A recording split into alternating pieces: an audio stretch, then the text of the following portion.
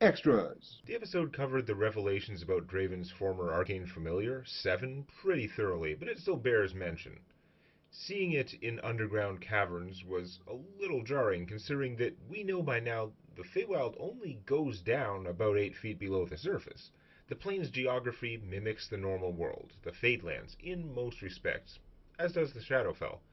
So the planes change constantly over time, slowly, gradually, shifting to match one another, even as actions of monsters and races and the gods cause new changes to one or another of these interlocked worlds. This, and some other quirks of the planar interconnections, allows for some weird exception to otherwise inviolable physical laws like the Feywild lower boundary or the Shadowfell upper bounds. This means there are several possible explanations for the Fey tunnels of the Formians where Seven appeared to be spying on them. Although they looked taller in the video, the tunnels Draven saw through his scrying spell were generally 6 feet high or shorter, meaning they could be carved into shallow rock, either 1 foot deep or possibly close to 2 feet deep, although the latter would be massively more work, given that the effort of digging down increases exponentially the deeper you go in the bottom 12 inches or so of the Feywild. And it's worth noting, if you make an open hole as close as you can to the bottom, then wait a few centuries, the lower boundary at that bottom of that hole will have lowered by some amount, meaning that, again with massive effort, you could dig down even further than was physically possible when you began. However, the same is not true for a tunnel, where the surface is intact. You haven't changed the surface level, so the baseline lower bounds will not change no matter how long you wait. But you can also sometimes end up with exceptions to the lower bounds in places where voids exist in the Fadelands. For example, a natural cave which happens to exist in the Fadelands but not in the Feywild may allow the stone of that particular matching shape to be diggable, to not be indestructible, if you knew exactly where to dig. This can also apply to delved or magically created Fadelands tunnels, though of course, if the tunnel is more than 8 feet below the surface, you would need to find a diggable entrance in the Feywild in order to get down there. It is totally possible to have a diggable tunnel buried beneath many feet of indestructible Fey bedrock. Planes are weird. Formians are a pretty distinctive tip-off that Seven is in the Feywild, though.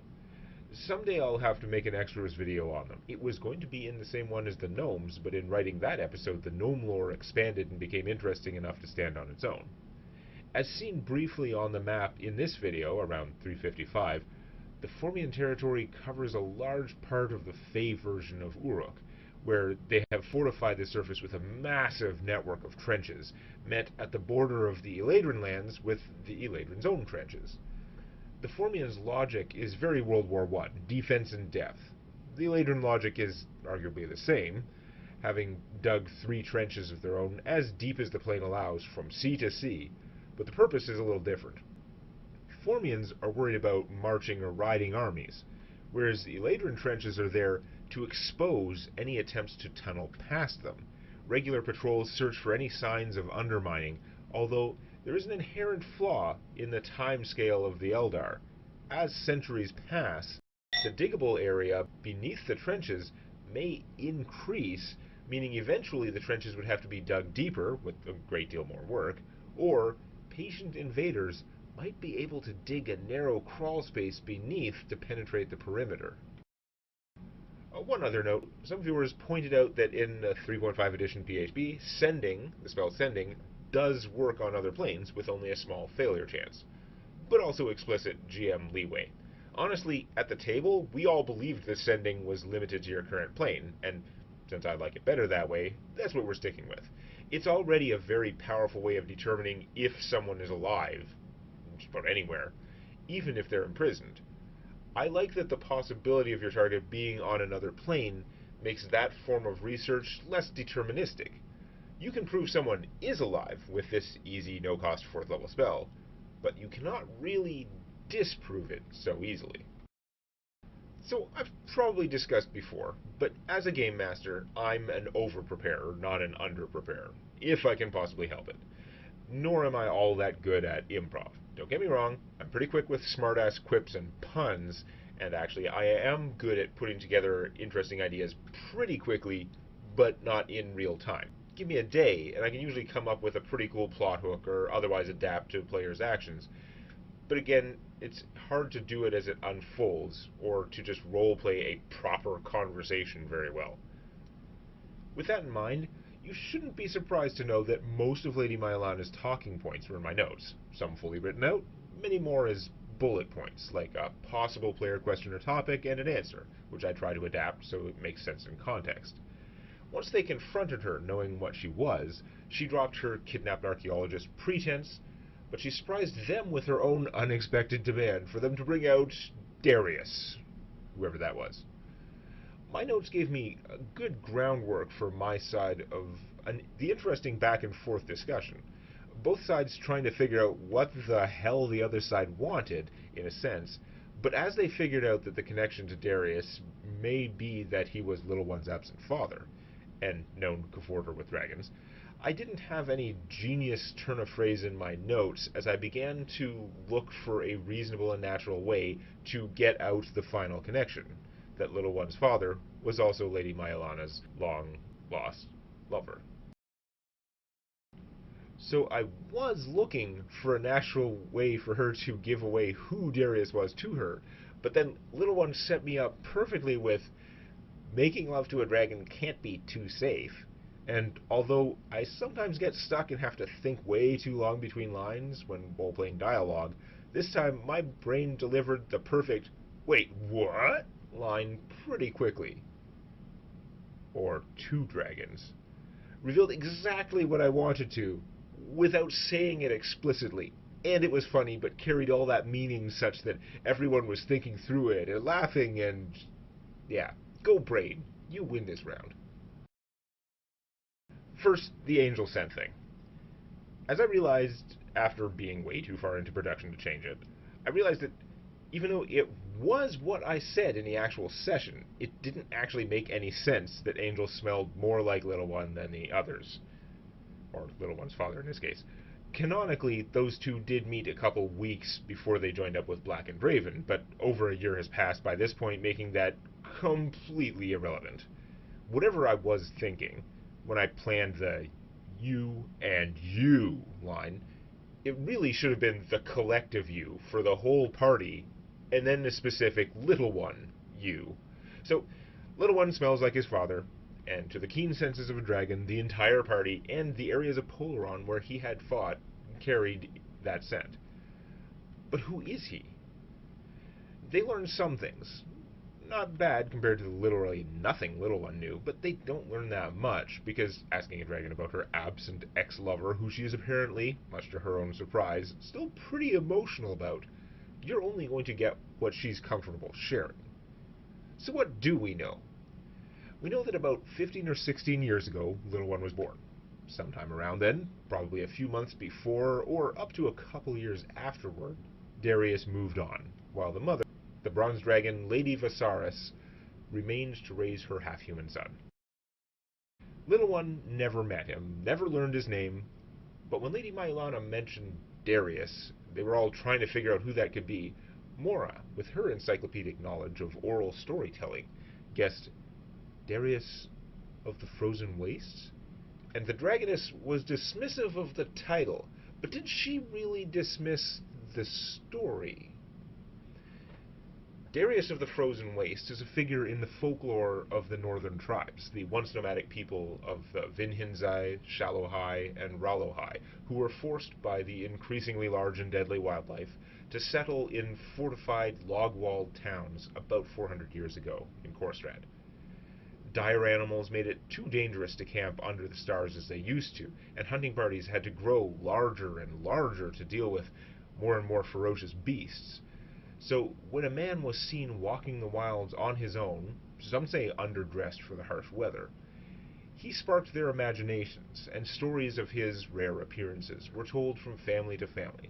Basic stories of Darius emerging into view amidst a harsh storm where only a fool would be out on his own, or of him happening upon a pair of injured hunters who'd been separated from their group, frightening away a raging dire buck which was about to maul them.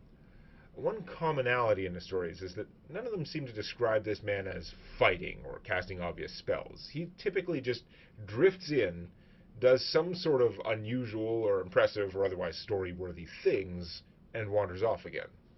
It's hard to draw clear connections, but nothing about this storied stranger conflicts with the picture Lady Myulana painted of the lover she would spend half the year with most years, who would then wander off for a while as they each pursued their own agendas, or possibly lack of agenda on his part. Minor spoiler.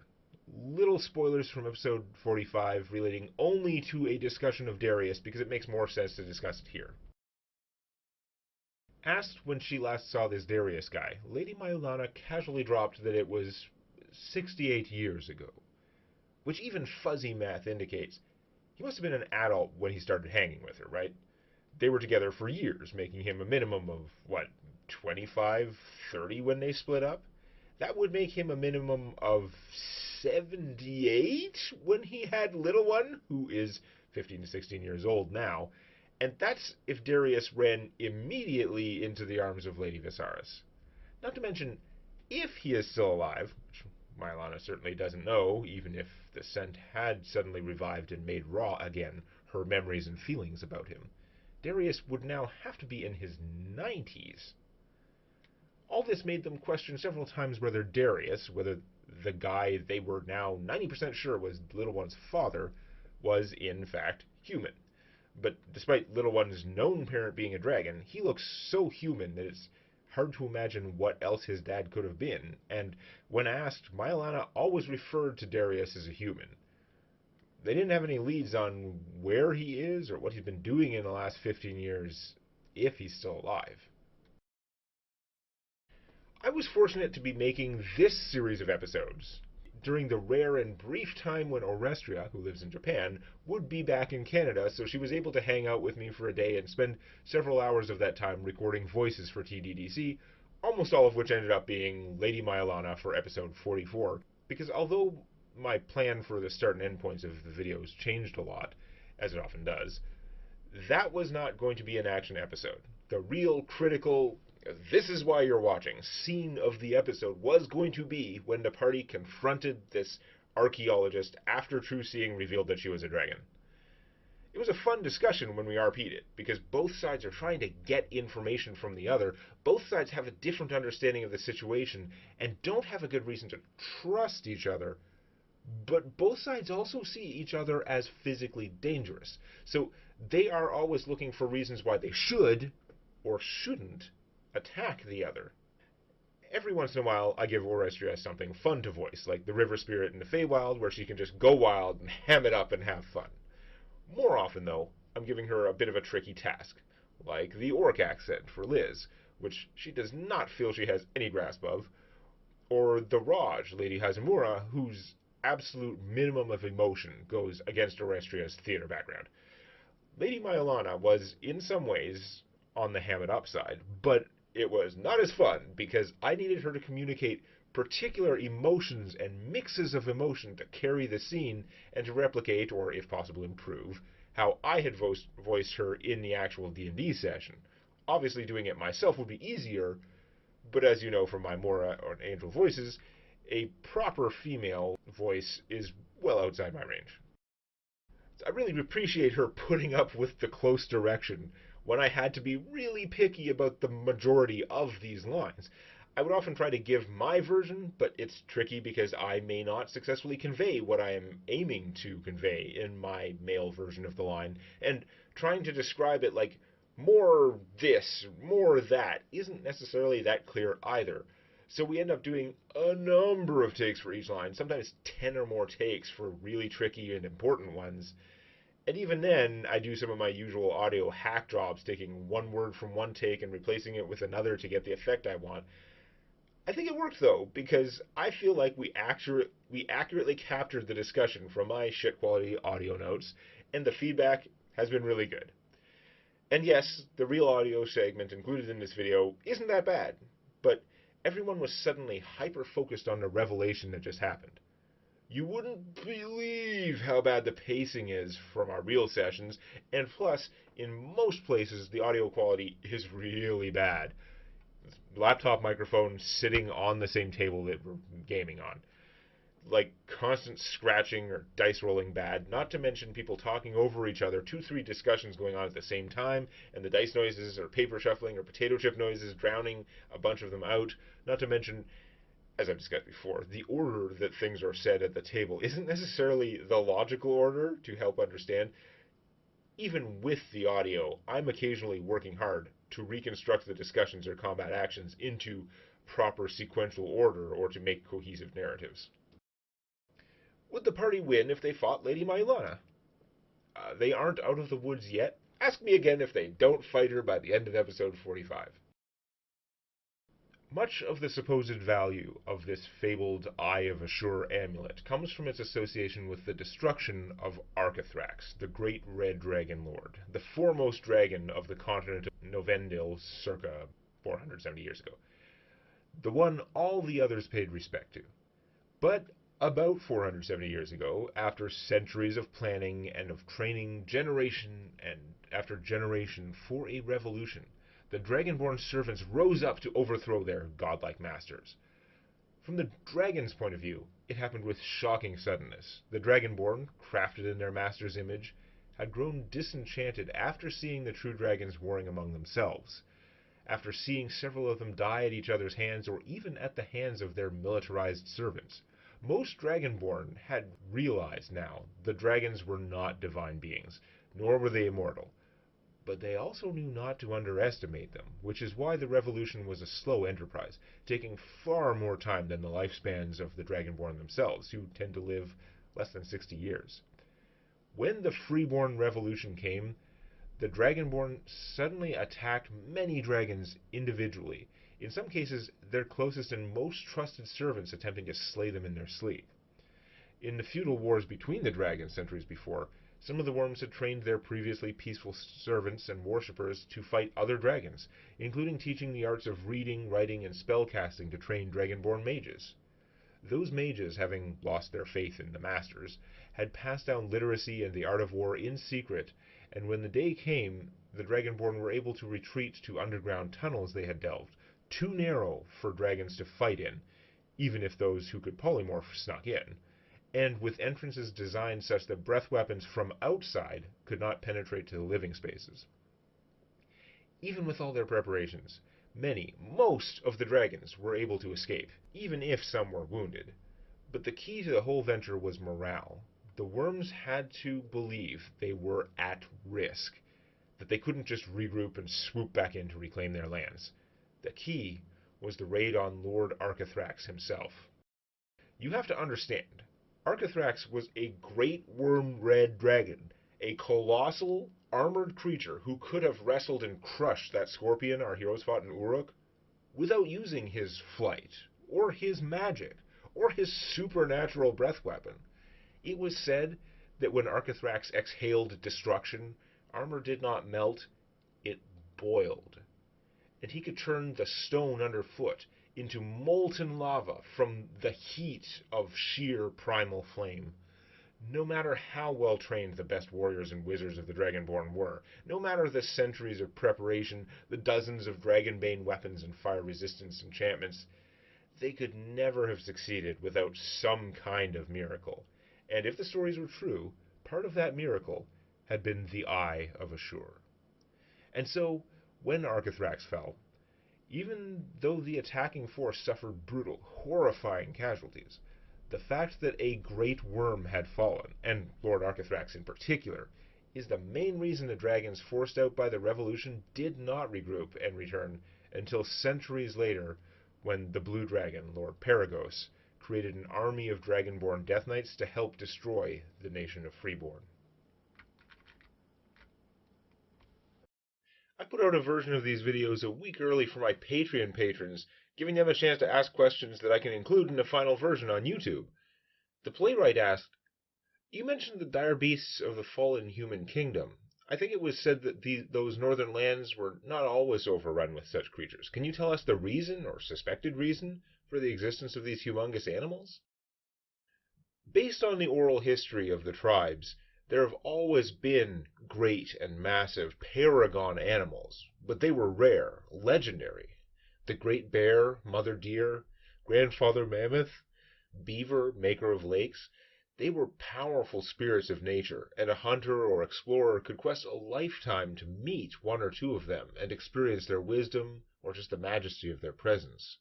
Certainly, back when the kingdom of Korstrad was a proper and strong member of the Three Brother Nations, before the Shadow War, the city men and farmers didn't have significant, certainly not frequent problems with such beasts. But in the time since the Shadow War, when the orcs rose to attack much of the continent, the dwarfholds were devastated, and in the end, the defeated orcs were cursed by Dialia, goddess of the wilds. Since then, regular beasts of the north have become less common, and massive, abnormally powerful, and often aggressive ones have become far more common. The size and numbers of dire animals seem to rise and fall in waves over multi-decade cycles. When they get stronger, the people say Dialia is on the wax, and that's ultimately who people blame. And it reached the point that the tribes were barely surviving, until Zomas the Builder convinced many of them to fortify and abandon their nomadic ways, at least during the waxing of the cycle. But it's difficult to pinpoint a reason for why all this is happening, and why it seems to be focused in this one region. Some argue that Korstrad, where the royal line of the Smith has fallen, and what remains of the kingdom is now barely a fragment of its former glory, is among the most natural, untouched places on the continent.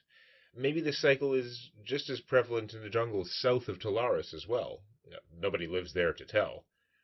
Then again, most of the elven woods themselves are minimally developed, if not fully wild, and they don't seem impacted by this tide of beasts. So, yeah, can I tell you a reason? Not especially, but hopefully that gives a bit of a different angle on this aspect of the lore. I want to give a big thanks to all my generous Patreon patrons. There's plenty of room for more of your questions. Thanks so much for your continued support, with a special shout out to Aether Mordu, Pericles, Gorefiend, Warsaw, Surf USA, Tyranno McG, Lord Abon, Duskmar, Sildari, and Sarosh, the members of the organization. And if you don't feel like supporting my channel financially, that's okay. But if you like it, please share Tales from my D&D campaign on Twitter or Facebook or wherever you do your social mediaizing.